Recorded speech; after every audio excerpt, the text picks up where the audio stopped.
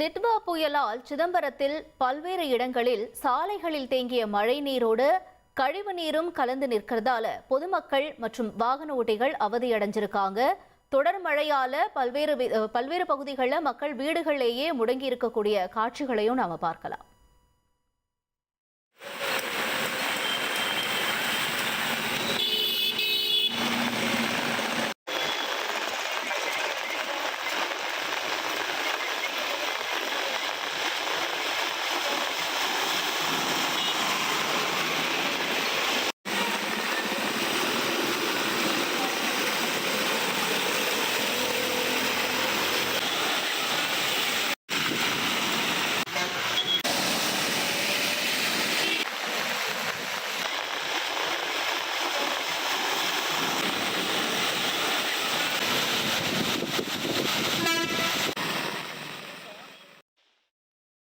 டிட்வா புயல்னால சிதம்பரத்துல பல்வேறு சாலைகள்ல மழைநீர் தேங்கி இருக்கக்கூடிய காட்சிகளை பார்த்துட்டு இருக்கோம். தொடர்ந்து விவரங்களோடு செய்தியாளர் கண்ணதாசன் இணைஞ்சிருக்காரு.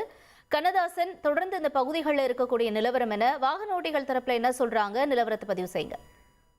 வணக்கம். டிட்வா புயலின் காரணமாக கடலூர் மாவட்டத்திற்கு ரெட் அலர்ட் எச்சரிக்கை விடுத்த நிலையில நள்ளிரவு முதல் மதியம் 2 மணி வரை பரவலாக மிதமான மழை பெய்து வந்த நிலையில சுமார் மாலை 3 மணி முதல் 5:30 மணி வரை சுமார் 2 மணி நேரத்துக்கு மேலாக கனமழை என்பது சிதம்பரம் நகர பகுதியில் கொட்டி தீர்த்தது. கனமழையின் காரணமாக சிதம்பரம் பேருந்து நிலையத்திற்கு வரும் பிரதான சாலைகளான வடக்குமன் ரோடு, வேணுகோபால் பிள்ளை தெரு பகுதியில் சாக்கடை கழிவு நீருடன் மழை நீர் தேங்கியது. இதனால் வாகன ஓட்டிகள் கடும் சிரமத்திற்கு உள்ளாகினர். மேலும் இருசக்கர வாகனத்தில் பயணம் செய்த பொதுமக்கள் கடும் மின்னலுக்கு தள்ளப்பட்ட காட்சிகளை பார்க்க முடிகிறது.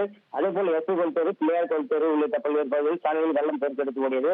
குறிப்பாக வேணுகோபால் பிள்ளை தெருவில் சாக்கடை கழிவு நீருடன் மழை நீர் தேங்கியதற்கு மழைநீர் செல்லும் வடிகால் வாய்க்கால் சரியான முறையில் பராமரிப்பு இல்லாதால் மழைநீர் வடிய முடியாமல் தேங்கி நிற்பதாக பொதுமக்கள் குற்றம் சாட்டினர். இது குறித்து நகராட்சி நிர்வாகத்தில் கேட்டபோது அவ்வப்போது மழைநீர் வடிகால் வாய்க்கால் சரி செய்யப்பட்டாலும் வியாபாரிகளும் பொதுமக்களும் மழைநீர் வடிகாலில் குப்பை போடுவதால் மழை காலங்களில் உரிய நேரத்தில் மழைநீர் வடியாமல் தேங்கி நிற்கும் நிலை உள்ளதாகவும், ஆகவே நகராட்சி நிர்வாகத்திற்கு பொதுமக்களும் வியாபாரிகளும் ஒத்துழைப்பு கொடுக்க வேண்டும் என கோரிக்கை வைத்துள்ளனர். தற்போது சிறிது நேரம் மழை விட்ட நிலையில் மீண்டும் கனமழை என்பது சிதம்பரம் நகர பகுதியில் பெய்து வருகிறது.